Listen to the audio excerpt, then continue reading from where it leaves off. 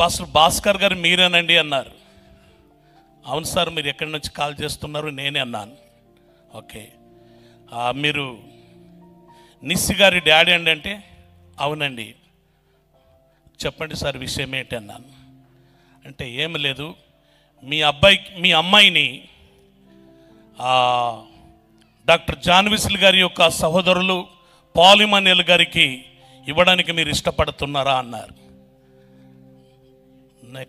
నా ఏది కూడా నా మైండ్లో అది ఏం చెప్పాలో నాకు కూడా అర్థం కాలేదు. ఇది రాంగ్ కాల్ ఏమనుకున్నా నేను. ఇదేదో తప్పిదం ద్వారా ఏదో ఒక రాంగ్ కాల్ వచ్చింది, ఇది ఏదో ఉన్నట్టున్నది అనుకున్నాను. సార్ మీరు ఎవరితో కాల్ చేయాలనుకున్నారంటే మీరు నిస్సి గారి డాడీ కదండి అంటే అవునండి నేనే డాడీ. మీ అమ్మాయి ఉంది కదా, పెళ్ళికి ఉందా అంటే ఉన్నారంటే ఇంకా ఇద్దరు కూడా ఉన్నారు.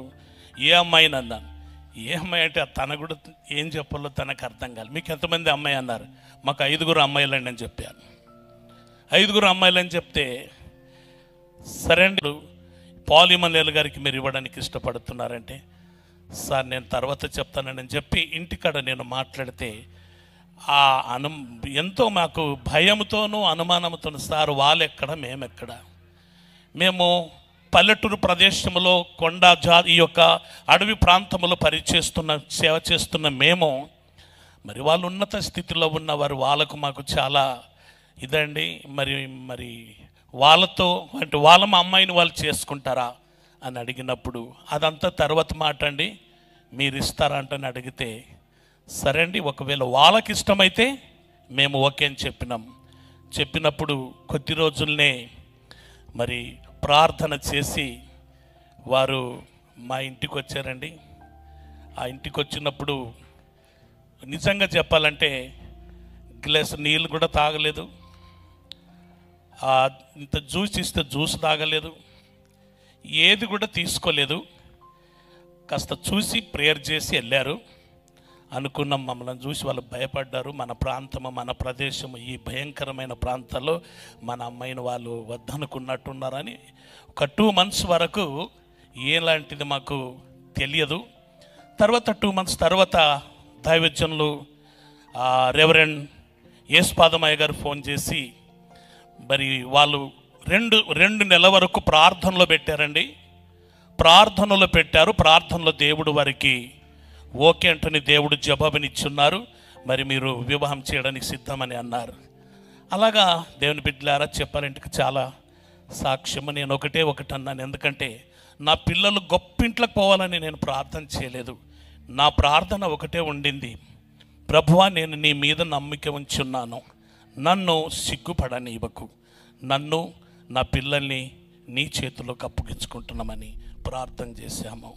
అదే రీతిగా నా దేవుడు నా బిడ్డను ఒక అద్భుతమైన పరిచర్య చేయగలిగినటువంటి ఆ కుటుంబంలోనికి దేవుడు తీసుకొని వెళ్ళున్నారు.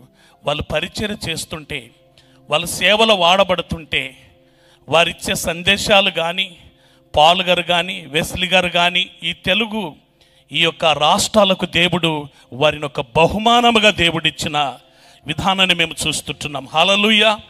నిజంగా దీనంతటికి కూడా మరి అపోస్తులు జోసెఫ్ విజయకుమార్ గారు, సత్య విజయకుమార్ గారికి మనమందరం రుణాస్తులం. ఎందుకంటే ఒక అద్భుతమైనటువంటి సేవకులను వాళ్ళు తీర్చి ఈ తెలుగు రాష్ట్రానికి వాళ్ళు బహుమానముగా వారు ఇచ్చి ఉన్నారు గనుక వారిని బట్టి నేను ఎంతగానో స్తుతులు చెల్లిస్తుంటున్నాను. మరి ఒక్క మాట ఏంటంటే, బుద్ధిమంతులు ఆకాశమందున్న జ్యోతుల వలె ప్రకాశిస్తారు. ఎవరు అనేకులను నీతి న్యాయములను అనుసరించు మార్గములోనికి తిప్పుతారో వారు ఆకాశమందున్న జ్యోతుల వలె ప్రకాశిస్తారన్న వాక్యాన్ని వారి జీవితంలో ఇదనండి. వాళ్ళ ఆస్తులు సంపాదించలేదు, ప్రభు కొరకు వాళ్ళు వారి ప్రయాసమంతా కూడా వాళ్ళ సమయం. పాల్ గారిని నేను చూసిన కొన్ని విషయంలో రాత్రంతా మేలుకుతనుండి 4 గంటలకు నేను ఒక్కసారి లేచినప్పుడు తను ఒంటరిగానే ఆ సిస్టమ్ మీద కూర్చుని వర్క్ చేసుకుంటున్నారండి. నిద్రలేని రాత్రులు వాళ్ళ జీవితంలో. ఇట్టి పరిచర్యని ఈ రోజున దేవుడు వారి చేతులు పెట్టారంటే దీని వెనుక వాళ్ళ ప్రయాసము, వాళ్ళ ప్రార్థన, వారి త్యాగము మనం ఊహించలేనంతగా ఉంది. ఇట్టి దేవుడు వారి 40వ సంవత్సరం యొక్క జన్మదినాన్ని జరుపుకుంటూ మరి వారు ఇంత గొప్ప పరిచర్యను ముందుకు నడిపిస్తూ కరోనా సమయంలోనైతే ఎంతో మేమందరం కూడా దుఃఖక్రాంతులమై ఉన్నాం. ఏంటి ఏమవుతుంది అన్నట్టుగా దేవుడు తన పరిచర్యను ఆపలేదు. దేవుడు తన సేవకుని మరలా నూతన జీవితాన్నిచ్చి ఆరోగ్యాన్నిచ్చి దేవుని యొక్క పరిచర్యలో ముందుకు నడిపిస్తూ ఉంటున్నారు. పాల్ గారిని బట్టి, నిస్సి పాల్ గారిని బట్టి, అలాగే వెస్లీ గారు, జాన్ వెస్లీ గారు, నిజంగా వాళ్ళ చుక్కల గురించి ఎంత చెప్పినా తక్కువండి. ఏమీ లేని నన్ను వాళ్ళు ఎంతగానో మా మీద ప్రేమ, మా కుటుంబం మీద, వాళ్ళంత ఉన్నత స్థితిలో ఉన్నప్పటికీ ఒక చిన్న సేవకునైనా వారు మమ్మల్ని ఎంత వాళ్ళు గౌరవిస్తారంటే అసలు మాటలతో మేము చెప్పలేం. కనుక అంకుల్ మీరు పాస్పోర్ట్ తీసారా? పాస్పోర్ట్ తీసుకుని ఇజ్రాయెల్కి ఒకసారి మనము ప్లాన్ చేద్దామని చెప్పి వెస్లీ గారు మరి అలాగనే మమ్మల్ని ఎంతగానో ప్రోత్సహించి నన్ను ఇజ్రాయెల్ టీంలో కూడా తీసుకుని వెళ్ళారు. ఆ ఇజ్రాయెల్ దేశం అంతా కూడా తిరిగి యేసుప్రభు నడిచిన ప్రదేశం అంతా కూడా ఒకసారి తిరిగి వస్తుంటే ఆ ఆనందము, ఆ ఫీలింగ్ వేరుగుందండి. మేము అనుకుంటాం మాదే లాస్ట్ టీమేమో, ఇక తర్వాత యుద్ధాలు స్టార్ట్ అయినాయి అక్కడ. కనుక దేవుని నామానికి మహిమ కలుగును గాక.